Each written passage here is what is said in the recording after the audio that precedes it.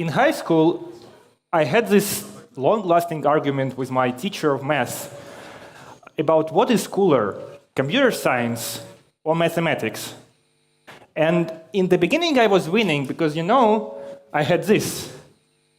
And this is a very cool thing. You put in numbers, you push a button, you get the answer. So this is the end of mathematics, yes?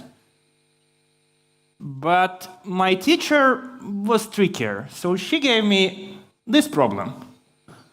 And now this is geometry. In geometry, geometry is not about numbers usually. Yeah, it's about giving a complex argument, a complex logical argument that justifies your answer. And unfortunately, my calculator couldn't do that. So I lost the argument, but I thought that maybe one day I will be able to build a calculator which will be able to solve this problem. To do that, in the first place, we need to understand what we want to do, right? We want a machine to do a complex argument. But then what is the argument? Where the proof starts, where it finishes, what are the steps that are made? And I found out that I was not the first one who asked this question.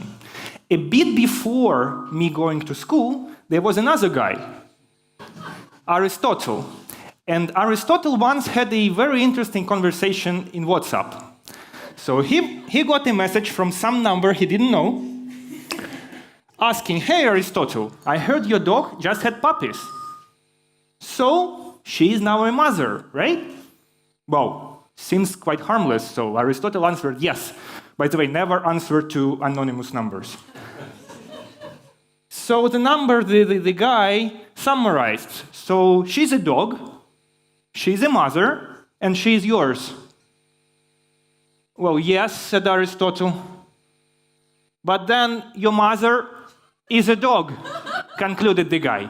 So guess what happened? And then Aristotle deleted WhatsApp and decided to, dedicate his time to something more important. So he started to study logic, that is the science of reasoning, that is the science of how do we argue. Because argument is not only, talking loud and moving your hands. It is about giving a valid argument. So, after Aristotle, in the meantime, other scientists have done something about that, and now I will summarize the rules of reasoning. There will be three, essentially. So the first rule is to be precise. In the previous argument, the problem was that, the guy used the word yours, referring to your mother, and also to your property, your dog, right? That's not true, that's not right, that's not the correct way to do reasoning. In reasoning, in a correct reasoning, we should always be very precise to say exactly what we want without any ambiguity. That's the first rule. The second rule is that reasoning should always start with something. And we want to start with some true assumptions. Because assumptions can be different. For example, if I say, Anton, it's me, is a PhD student. Well, I can prove that. I can show you my card, and you can believe that, and then you can start your reasoning from there. If I tell you that I'm the best PhD student in the world, that may be true, but you will be very right not to believe me until I prove that. Well, maybe I give you a card with the best PhD student in the world, but wouldn't really work, I think. So be careful from where you start with. And then the third rule, be correct on every step. Every step of your reasoning should be logically consistent. What do I want to say once again? So every step of reasoning is basically, you have some assumptions, you have some given statements, you infer in your statement. Like here, all PhD students are procrastinators. And Anton is a PhD student. We can safely infer that Anton is a procrastinator. That is why this presentation has no animations.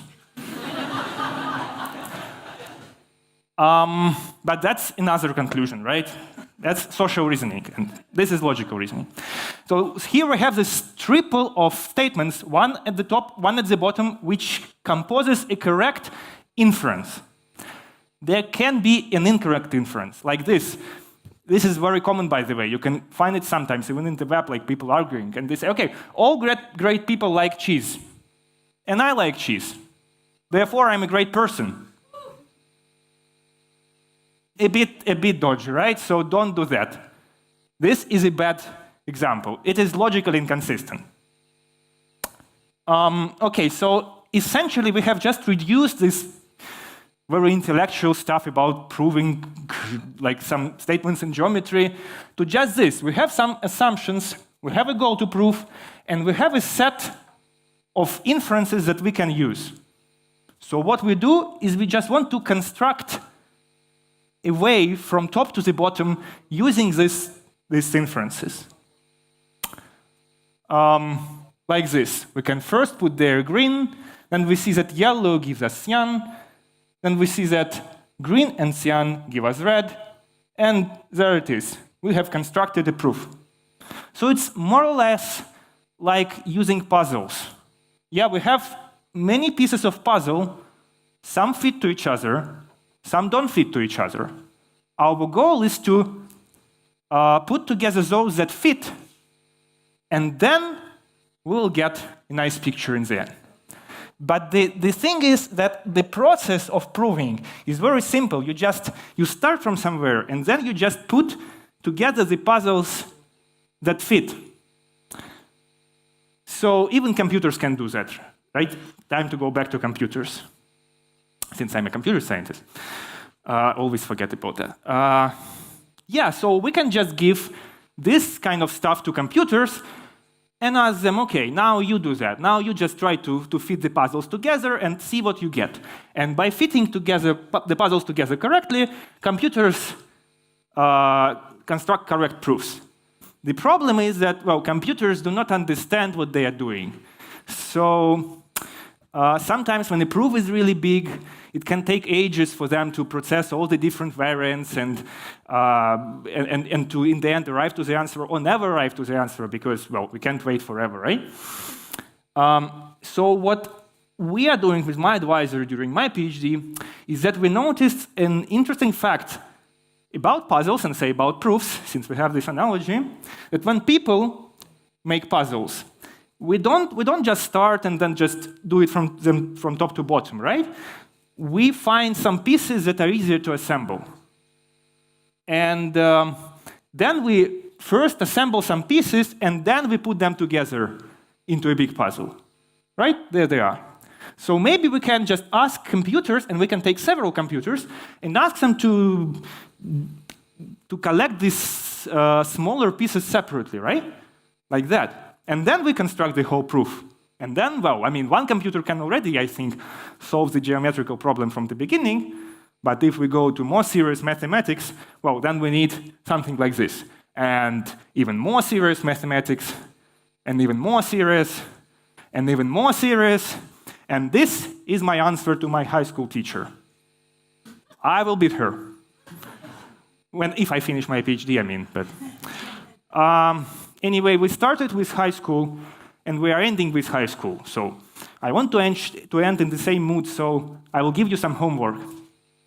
And the homework will be simple, just to remember the 3 main points of this presentation. So the first point is, the rules of reasoning are very simple. So if someone gives you a proof, and you see that the assumptions are correct, and you see that every step is correct, then even if the result is like very weird, you have to accept it. It was proved from true premises in a correct way, therefore it is right. I should maybe tell to the guys in the back what is there. There is a horse and a train simultaneously. Okay. The second thing that I will tell you is kind of the opposite one. If someone comes and says, okay, I will prove something, and then he throws to you a messy pile of sentences, even if it looks like a horse, right? No, you should check that the pieces fit together correctly. Otherwise, it's not valid.